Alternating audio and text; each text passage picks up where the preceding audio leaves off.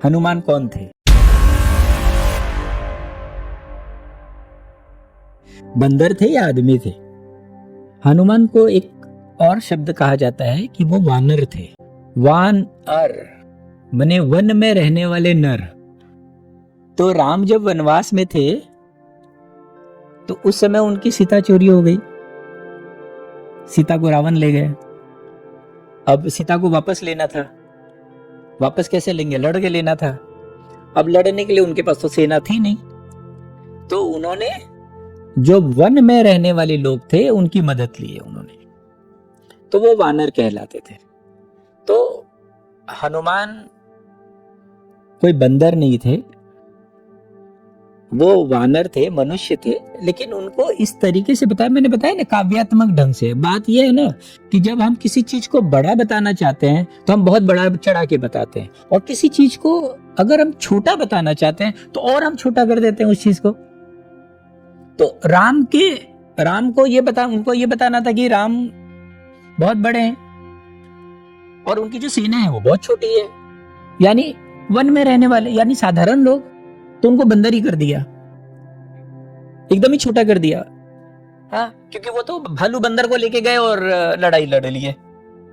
हाँ, तो इस ढंग से उसको प्रस्तुत किया गया है। तो पहली बात तो ये क्लियर हो जाइए, हनुमान जो है वो आदमी ही थे, वन में रहने वाले थे, तो इसलिए उनको वानर कहते थे। तो पहली बात। अब इसके पीछे भी एक छोटी कहानी है, ऐसा क्यों किया गया, उनको बंदर क्यों बना दिया गया, है ना। मैंने बताया ना कि ये है तो सच्ची घटना, लेकिन इसको काव्यात्मक और प्रतीकात्मक करने के लिए इन्होंने कुछ हेर फेर किए हैं। तो उसके पीछे भी जो कहानी है वो अगर आप समझेंगे तो समझ में आएगा कि मैं जो कह रहा हूं कि वो वानर मतलब वन में रहने वाले नर थे, यानी जो लोग वन में रहते थे, आदिवासी जो थे, जिनको लेके राम लड़ाई किए, साधारण लोगों को लेकर, तो उनको उन्होंने बंदर क्यों बना दिया। बात यह है कि पुराण में यह कहते हैं कि एक बार जब रावण की शक्ति बहुत बढ़ गई तो भ्रष्टाचार और अनीति बहुत बढ़ गई, तो समाज व्यवस्था को ठीक करने के लिए ब्रह्मा जी से सबने प्रार्थना की।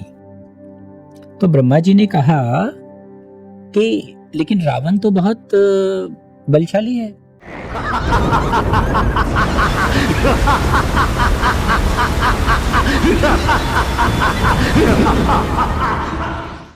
वो तो अमर है, उसको हराना तो साधारण बात नहीं है।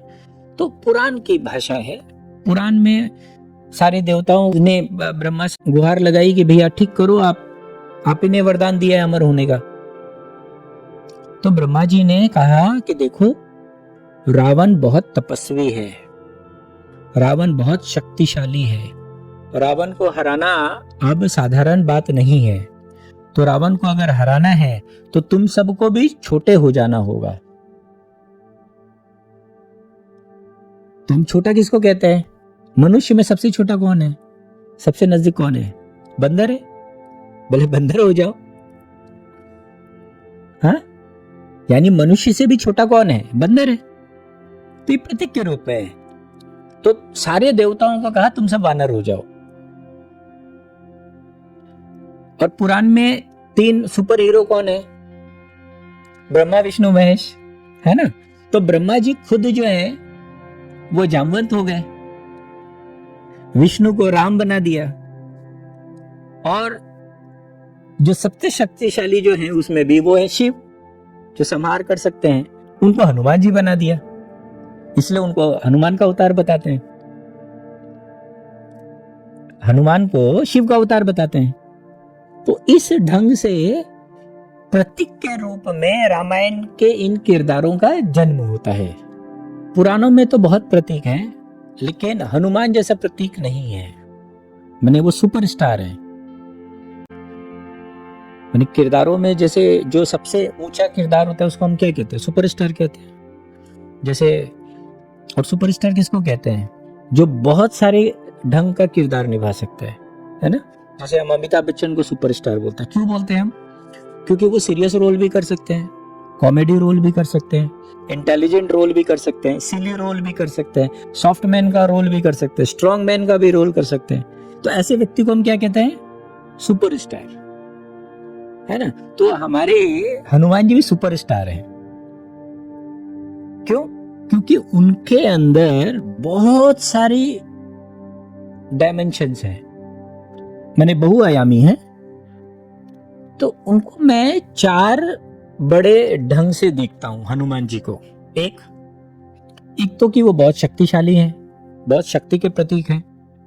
दूसरा, सेवक के प्रतीक हैं। तीसरा, श्रद्धा के प्रतीक हैं। और चौथा, संरक्षक के प्रतीक हैं। ये मैंने अपने ढंग से बनाया है, शायद आपको समझ में आए और जचे बात।